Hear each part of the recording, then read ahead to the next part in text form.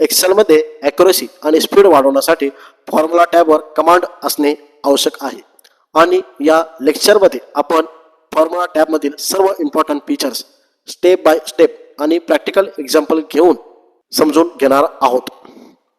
त्याच्यामध्ये पहिला ऑप्शन बघणार आहे आपण नेम मॅनेजर. नेम मॅनेजर मध्ये आपण काय करू शकतो, आपला टाइम सेव्ह करू शकतो. जसं उदाहरणार्थ आपण जर त्यांची सर्वांची जर मला सम करायची असेल तर मी काय करणार, हा एरिया सिलेक्ट करून घेणार आणि याच्यानंतर हा एरिया मला कंपल्सरी सिलेक्ट करणं गरजेचं आहे. तसं मी इथं पण सेम तसंच करणार आणि हा असं पूर्ण एरिया आपण सिलेक्ट करून घेणार. पण त्याच्यामुळे काय होतं की आपल्याला दरवेळेस हा डाटा काय करावा लागतंय, सिलेक्ट करायची इथं गरज पडत आहे. तर हा डाटा इथं सिंपल आहे, त्याच्यामुळे आपण त्याला सहज इथं आपण हा डाटा सिलेक्ट करू शकतो. इथं जर आपल्या सर्व 500-600 जर डाटा असतो तर आपण इथं सिलेक्ट करण्यामध्ये आपल्याला अडचण आली असते. पण नेम मॅनेजरवर आपण काय करू शकतो, हा आपला टाइम इथं सेव्ह करू शकतो. त्यासाठी आपण काय करणार, एक एक्झाम्पल दाखवतो म्हणजे तुम्हाला नेम मॅनेजर ऍक्च्युअल काय त्याचं आपल्याला कल्पना आहे. त्यासाठी आपण हा हिस्ट्रीचा हा पूर्ण कॉलम सिलेक्ट करून घेणार. त्याच्यानंतर इथं नेम मॅनेजर मध्ये जाणार, त्याच्यानंतर न्यू सिलेक्ट करून घेणार आणि ओके करून घेणार. आणि याच्यानंतर मी काय करणार, इक्वल करणार, सम करणार. सम केल्यानंतर मी फक्त इथं हिस्ट्री हा शब्द टाईप करणार.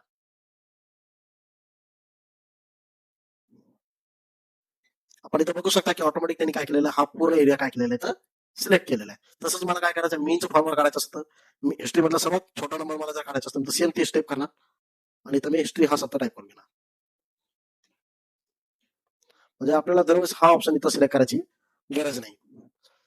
नेम मॅनेजर आता हा ऑप्शन आपण बघू शकतो. आपण तर डिफाईन नेम मध्ये नेम मॅनेजर अशा प्रकारे आपण युज करू शकतो. याच्यानंतर यूज इन फॉर्म्युला जर आपण बघितलं गेलं तर इथं आपल्याला हिस्ट्री या विषयासाठी इथं फॉर्म्युला लागलेला आहे. जर आपल्याला जर पर्टिक्युलर जर सगळ्यांचं जर आपण सिंगल सिंगल जर ऑप्शन हा इथं आपण जर सिंगल सिंगल जर डिफाईन नेम मध्ये जर याला सिलेक्ट केला तर फार वेळ जाऊ शकतो. तर आपण काय करू शकतो, एका सेकंदामध्ये आपण सगळा डाटाला काय करू शकतो, इथं नेम मॅनेजर मध्ये अटॅच करू शकतो. त्यासाठी आपण काय करणार, हा पूर्ण एरिया सिलेक्ट करून घेणार जिथपर्यंत आपला नंबर आहे. त्याच्यानंतर करेक्ट फॉर सिलेक्शन करणार आणि याच्यानंतर तो म्हणतोय की आपला तो टायटल तो कुठे आहे, तर आपला टायटल जो आहे तो टॉप रोल आहे. तर काय करून घेणार, ओके करून घेणार. रिप्लेस मध्ये गेल्यानंतर आपण इथं बघू शकता यूज अँड फॉर्म्युला, इथं ऑल सब्जेक्ट साठी आपल्याला काय झालेलं इथं नेम मॅनेजरचा फॉर्म्युला आलेला. समजा उदाहरणार्थ मला काय करायचंय, मॅथची ॲव्हरेज बघायचं. समजा मी काय करणार, इथं ॲव्हरेज लिहून घेणार आणि याच्यानंतर मॅथ हा इथं टाईप करून घेणार. या टाईप मध्ये आणि इथं हा ब्रॅकेट इथं क्लोज करून घेणार. म्हणजे इथं मराठीचे इथं मॅथचे आपल्याला इथं ॲव्हरेज अशा प्रकारे आपण हा ऑप्शन इथं यूज करू शकतो. नेम मॅनेजरमुळे आपण कितीतरी डाटा आपला हा सहज आपण इथं डाटा नेम मॅनेजरमुळे आपला कितीतरी वेळ इथं वाचू शकतो. याच्यानंतर पुढील ऑप्शन बघणार आहे आपण त्याच्यामध्ये. समजा उदाहरणार्थ आपण काय केलंय, सगळ्यांची एक एक करून इथं बेरीज केली. समजा याची इथं बेरीज केली, इथं बेरीज केली, सगळ्यांची आपण मिनिमम एक मॅन्युअली आपण काय केलं, सगळ्यांची इथं बेरीज केली रॅन्डमली. आपण इथं रॅन्डमली नंबर घेतलेला आहे आणि सिलेक्ट केला. आता हा 451 जो उत्तर आलेलं आपल्याला दिसतंय. पण ज्याला एखाद्याने जर विचारलं की 451 जे उत्तर तयार करण्यासाठी आपण कोणत्या कोणत्या संख्येची जर मदत घेतली, ते जर आपल्याला जर विचारलं तर आपल्याला इथं समजणार नाही. पण आपण जर 451 ला जर सिलेक्ट केला, हा ऑप्शन जर युज केला आपण ट्रॅक, तर हा ऑटोमॅटिक काय करतो, जिथून पण ते ऑप्शन जिथून पण हा नंबर इथं अटॅच आहे एकत्र झाले असेल तो आपल्याला इथं सहज एका सेकंदामध्ये दाखवू शकतो. म्हणजे आपण बघू शकता की एवढ्या एरियामधून हा 451 जो नंबर तो इथं आलेला आहे. जर याला रिमूव्ह करायचं असेल तर आपण इथून त्याला काय करू शकतो, रिमूव्ह करू शकतो. याच्यानंतर आपल्याला इथं याच्यामध्ये हा ऑप्शन इथं सिलेक्ट करून घेणार. आता याच्यानंतर दुसरा जो ऑप्शन आहे की आपल्याला काय करायचं आहे की 91च्या याच्यामध्ये पर्टिक्युलर काय भाग आहे का, तो याच्यावरती डिपेंड आहे का, तो आपल्याला बघायचा नाही. काय करायचं, ट्रॅक डिपेंड म्हणणार, तो ऑप्शन इथं नाही दाखवणार. समजा इथं 75 मध्ये गेलो तर तो नाही दाखवणार. आपण एकदा इथं हा ऑप्शन सिलेक्ट करून घेऊ म्हणजे आपल्याला त्याची कल्पना आहे.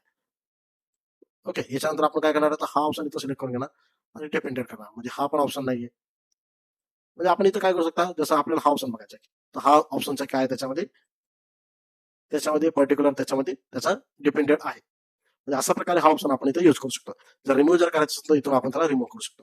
समजा तुम्हाला जर पूर्ण एक्सेल शीट मध्ये जर आपल्याला बघायचं की आपल्या एक्सेल शीट मध्ये किती फॉर्म्युला आपल्याला युज केलेले ते आपल्याला बघायचं, त्यासाठी आपण इथं सो फॉर्म्युला ऑप्शन इथं आपण युज करणार. जर आपल्याला या एक्सेल शीट मध्ये आपल्याला हे बघायचं आहे की या एक्सेल शीट मध्ये कुठे कुठे फॉर्म्युला लावलेला ते आपल्याला बघायचे. समजा इथं जर आपली ही शीट छोटी आहे त्याच्यामुळे आपल्याला इथं सहज कळतं की हा डाटा कोणता आहे. पण जर इथं मोठी जर सीट असते तर आपल्याला नाही कळाला असतं. तर आपण काय करू शकतो, एका क्लिकमध्ये ऑल सीट मध्ये फॉर्म्युला आपण काय करू शकतो इथं बघू शकतो. जसं आपण काय करणार, इथं सो फॉर्म्युलामध्ये जाणार.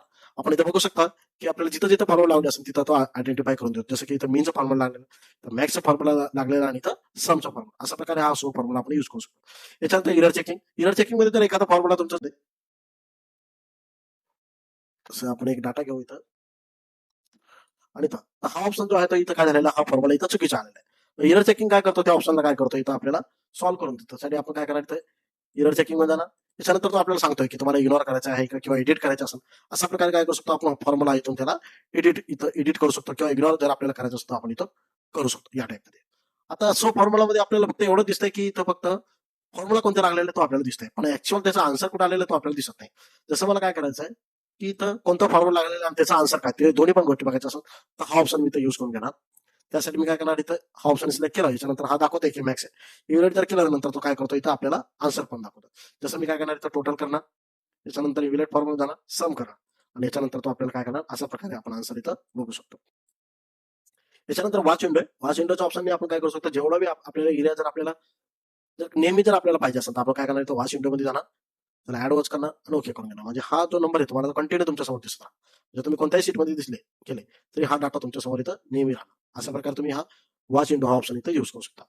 याच्यानंतर एक्सेल मधला हा ऑप्शन सर्वात पॉवरफुल ऑप्शन आपण बघणार आहे की आपण इथं बघताय की याच्यामध्ये आपण जर नंबरमध्ये काय चेंजेस केले समजा तर इथं नंबरमध्ये चेंजेस केला की आपण ऑटोमॅटिक काय होतं आन्सर इथं चेंजेस होते. जसं मी हा ऑप्शन इथं सिलेक्ट केलं की ऑटोमॅटिक टोटलमध्ये काय होतं इथं चेंजेस होते. पण कशामुळे चेंजेस होते की हा ऑप्शन जो तुमचा आहे तो ऑटोमॅटिक होईल. जर समजा एखाद्या वेळेस जर हा मॅन्युअली जर गेला आणि आपण त्याच्यामध्ये कितीही चेंजेस केलं तरी हा तुमचा आन्सर काय होणार इथं चेंजेस नाही होणार कारण हा ऑप्शन जो आहे तो मॅन्युअली जर तुम्हाला जर ऑप्शन हा फक्त जर काही सेकंदाचा जर तुम्हाला फक्त मॅन्युअली ठेवून हा ऑप्शन जर वापरायचा असेल तर ते एक ऑप्शन आहे की आपण फक्त एवढ्या एरियासाठी काय करू शकतो हा यूज करू शकतो. जसं की ऑटोमॅटिक इथं रिझल्ट चेंज झालेला आहे. जर याला वापस नॉर्मल जर करायचं असेल तर आपण इथं ऑटोमॅटिक करू शकतो. जसं आपण इथं नंबरमध्ये काही चेंजेस केले तर ऑटोमॅटिक तुमचा डाटा काय होतोय चेंजेस मध्ये चेंज होत आहे. इथं आपला हा फॉर्म्युला टॅब इथं संपला आहे. व्हिडिओ जर आवडला असेल तर चॅनलला लाईक करा शेअर करा आणि चॅनलला सबस्क्राईब करा आणि पुढील व्हिडिओसाठी कमेंट बॉक्समध्ये टाईप करा नेक्स्ट पार्ट. धन्यवाद.